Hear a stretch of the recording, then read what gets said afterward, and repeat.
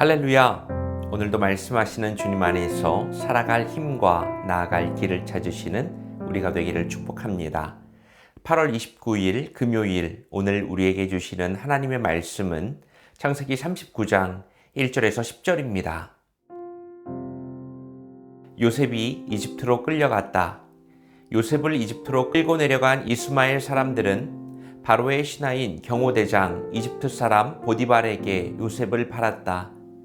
주님께서 요셉과 함께 계셔서 앞길이 잘 열리도록 그를 돌보셨다. 요셉은 그 주인 이집트 사람의 집에서 살게 되었다. 그 주인은 주님께서 요셉과 함께 계시며 요셉이 하는 일마다 잘 되도록 주님께서 돌보신다는 것을 알았다.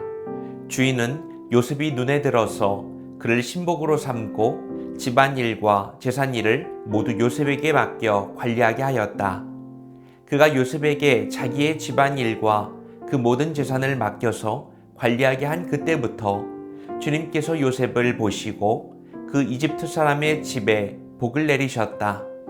주님께서 내리시는 복이 주인의 집안에 있는 것이든지 밭에 있는 것이든지 그 주인이 가진 모든 것에 미쳤다. 그래서 그 주인은 자기가 가진 모든 것을 요셉에게 맡겨서 관리하게 하고 자기의 먹거리를 빼고는 아무것도 간섭하지 않았다. 요셉은 용모가 준수하고 잘생긴 미남이었다. 일이 이렇게 된 지 얼마 지나지 않아서 주인의 아내가 요셉에게 눈짓을 하며 나하고 침실로 가요 하고 꾀었다. 그러나 요셉은 거절하면서 주인의 아내에게 말하였다.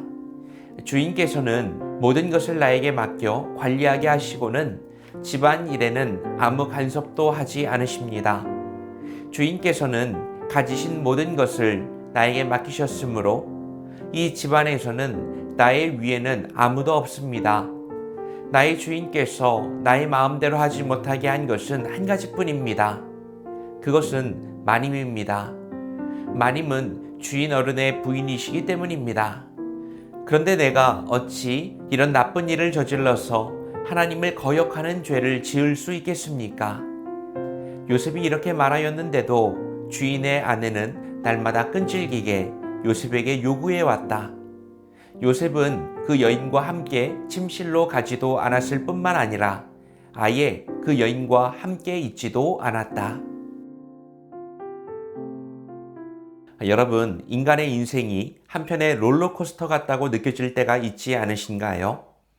오늘 우리가 만날 인물 요셉의 삶이 바로 그랬습니다.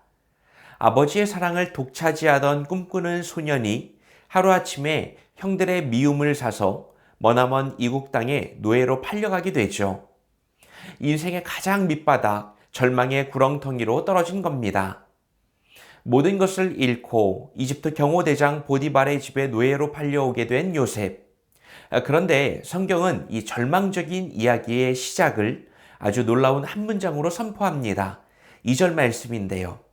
주님께서 요셉과 함께 계셔서 앞길이 잘 열리도록 그를 돌보셨다.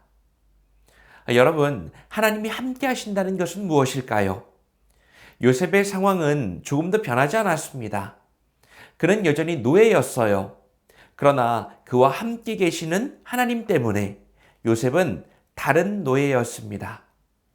그의 성실함, 그의 지혜, 그가 손대는 일마다 나타나는 형통함은 이방인 주인의 눈에도 똑똑히 보일 정도였습니다. 아, 저 친구는 뭔가 다르다. 하나님이 함께 하시는 사람이구나.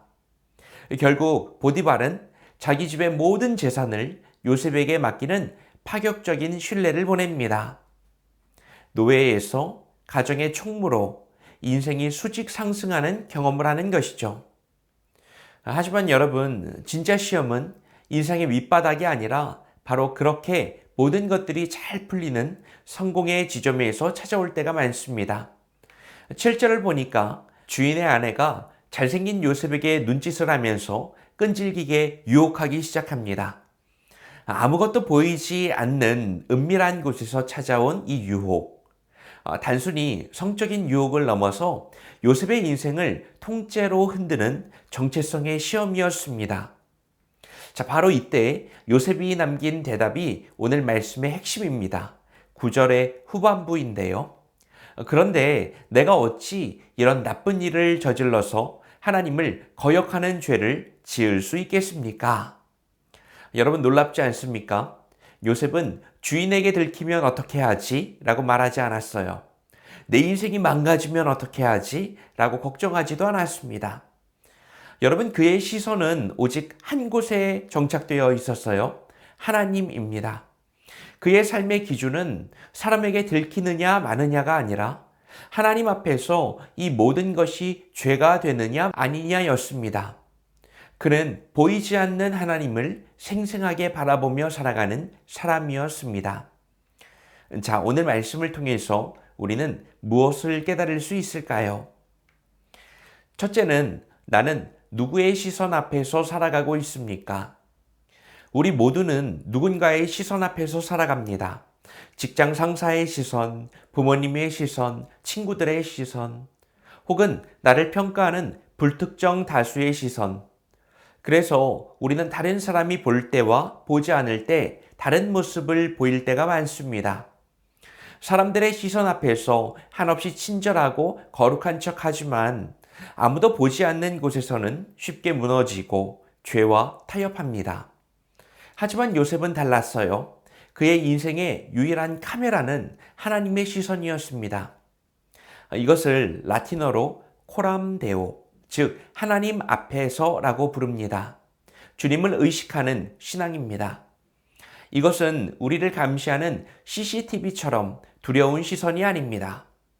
나를 가장 사랑하시기에 내가 거룩하기를 원하시는 하나님 아버지의 사랑의 시선입니다. 여러분, 오늘 하루 누구의 시선 앞에서 살아가시겠습니까? 사람들의 좋아요와 인정 앞에서 목마른 삶이 아니라 하나님 한 분의 시선 앞에서 부끄럽지 않은 삶을 살기로 결단할 때 우리는 세상이 줄 수 없는 참된 자유와 담대함을 얻게 될 것입니다.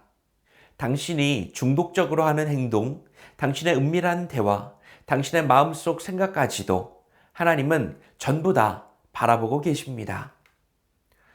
둘째는 죄를 이기기 위해서 나는 무엇으로부터 도망치고 있습니까? 요셉은 보디발 아내의 유혹에 대해서 어떻게 반응했습니까? 10절을 보면 그는 단호하게 거절했을 뿐만 아니라 아예 그 여인과 함께 있지도 않았다고 말합니다. 죄의 유혹이 있는 그 자리 자체를 피했다는 거죠. 우리는 종종 죄를 이기는 것을 내 의지의 문제라고 생각합니다. 나는 이 정도는 버틸 수 있어 라면서 유혹적인 환경에 스스로를 노출시키곤 합니다. 하지만 성경이 가르쳐주는 승리의 비결은 싸우는 것보다 피하는 것일 때가 많습니다. 자, 요셉처럼 죄가 될 만한 자리를 거절하고 그곳으로부터 도망치는 것이야말로 가장 강력한 영적인 지혜입니다. 여러분, 이것은 비겁한 것이 아니에요. 나의 연약함을 인정하고 나를 지키려는 거룩한 용기입니다. 오늘 당신이 영적으로 도망쳐야 할 자리는 어디입니까? 거룩을 위해서 무엇을 끊어내고 무엇으로부터 도망치고 누구와의 만남을 거절해야 합니까? 점검하시고 행동하시는 그런 우리가 되기를 바랍니다. 자, 오늘 말씀을 통해서 우리는 하나님이 함께 하신다라는 것은 고난의 한복판에서도 형통을 경험하게 하는 능력이자 유혹의 순간에 우리를 지켜주는 기준이 된다는 것을 알았습니다. 사람의 시선이 아닌 하나님의 시선 앞에서 살아가는 코람데오의 신앙으로 죄로부터 단호히 도망치시고 승리하는 저와 여러분이 되시기를 바랍니다. 오늘은 하나님이 허락하시는 기회의 순간이자 축복의 날입니다. 기도하겠습니다. 사랑과 은혜가 풍성하신 하나님 아버지, 오늘도 말씀으로 새날을 열어주시니 감사합니다.